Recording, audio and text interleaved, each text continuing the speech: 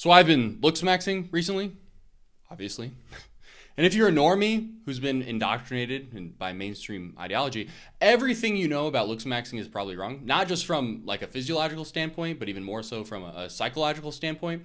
So I'm going to provide some radical, controversial looksmaxxing perspectives, many of which, unfortunately, have never been divulged here on YouTube. But first, allow me to totally undermine all credibility of the mainstream's perspectives on looksmaxxing with quite the ironic illumination of the reality behind the androgenic wig incident. So in one of the most acutely viral streaming moments of all time, a random bully stole formerly the #2 ranked Chad's hat and wig, exposing the fraud that he is.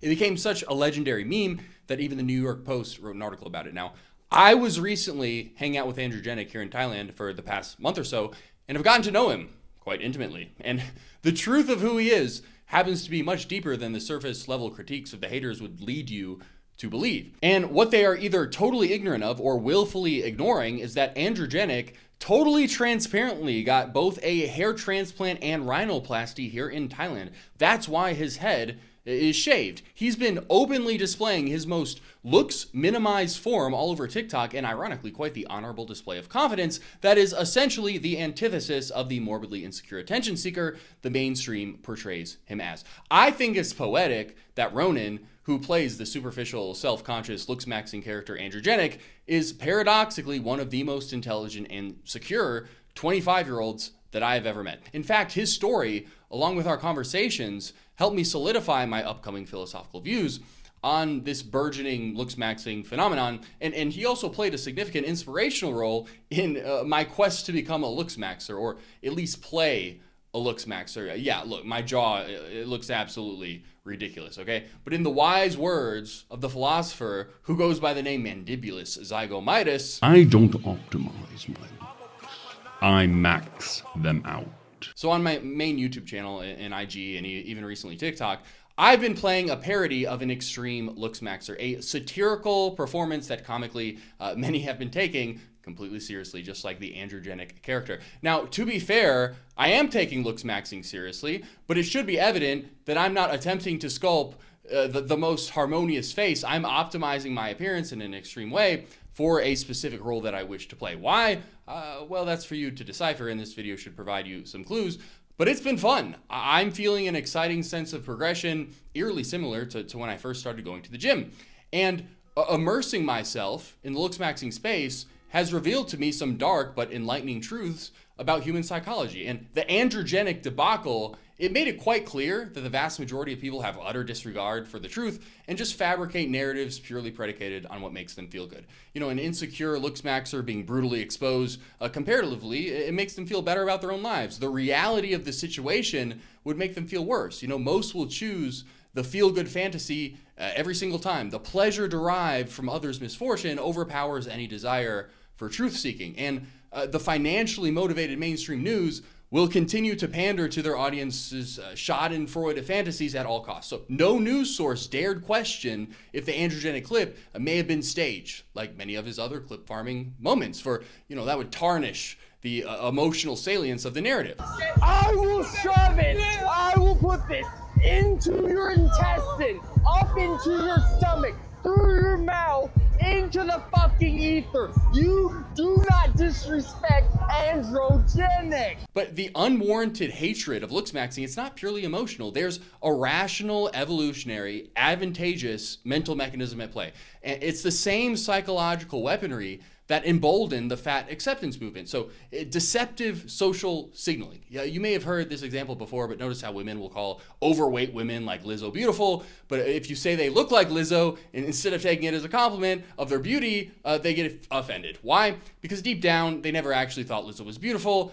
Consciously or subconsciously, they are manipulating their competition in the sexual marketplace. If some women believe being fat is beautiful and physically align themselves with that belief, but the majority of men think otherwise, then the average woman gains a sexual advantage because she becomes more attractive by comparison. And we see analogous, mostly subconscious, I would say, psychological warfare play out in the looksmaxxing world. It's rational from an evolutionary perspective to criticize looksmaxxing, because the more attractive the average person is, the less attractive you are, relatively speaking, and vice versa. So hypocritically, the attempt to hinder others from looksmaxxing is looksmaxxing, because stifling the improvement of others' looks makes your looks better by comparison. Again, much of these psychological games are subconscious because our evolutionary psychology is extremely intelligent. If people were aware that they were playing these games, they may feel inauthentic, they may feel guilty, they may suffer some cognitive dissonance, and it would decrease their propensity to fully reap the evolutionary advantages of playing this game. So really contemplate this for a moment.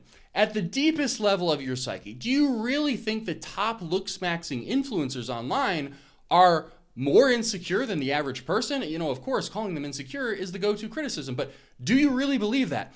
Men who step outside societal boundaries and intentionally place themselves in a socially vulnerable position, accept that society will call them insecure and gay, and disclose to the world their makeup routine, they're insecure? Really? Like, compared to who? The haters?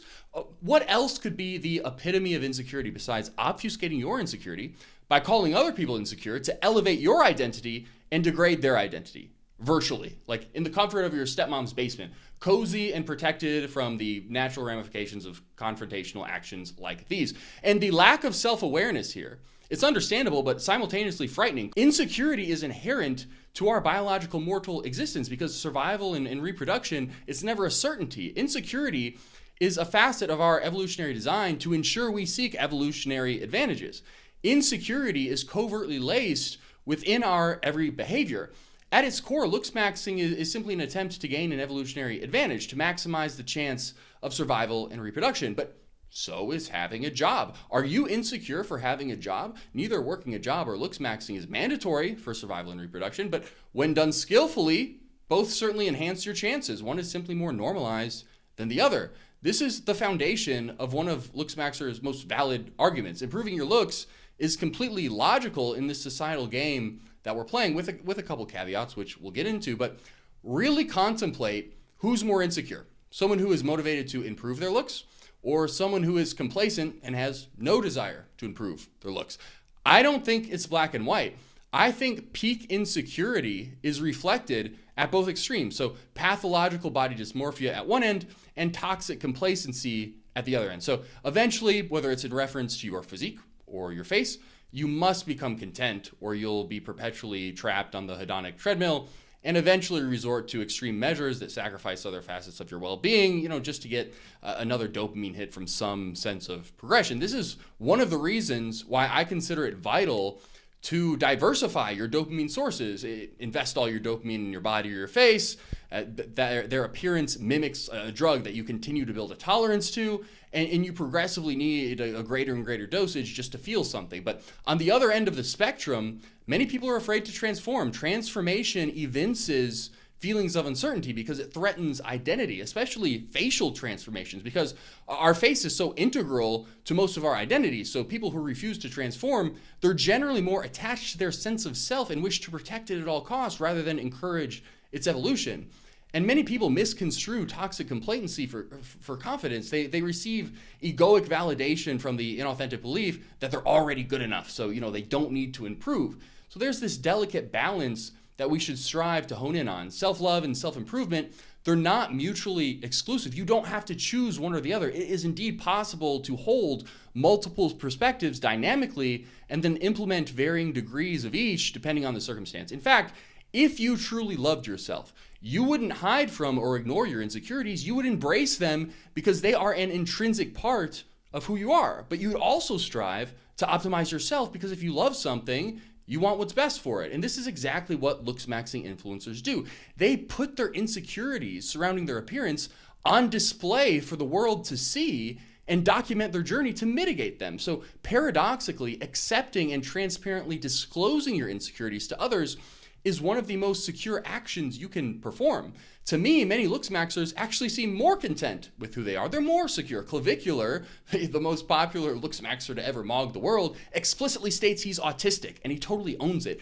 Is he insecure because he wears shoulder pads to increase his apparent shoulder width? Come on, his name is literally clavicular. It's derived from clavicle. Of course he uses every conceivable technique to lengthen the apparent width of his clavicle. My Looksmaxxing character's name is Mandibulus, derived from mandible. Of course, I chew mastic gum for hours every day to grow my masseter muscles. What's hilarious is Looksmaxxing has essentially always been socially accepted. It's just certain techniques that are arbitrarily considered worthy of castigation. Scent maxing, you know, rubbing chemicals on your armpits that mask your pheromones, socially accepted. Hair maxing, manipulating the color, length, and style of your hair, socially accepted. Skin maxing, killing billions of tiny microorganisms just to optimize your skin texture, socially accepted. But the moment a man applies makeup or attempts to, you know, increase the overall volume of his zygomatic region through like trauma-induced collagen deposition, then we risk societal ostracization. Now, maybe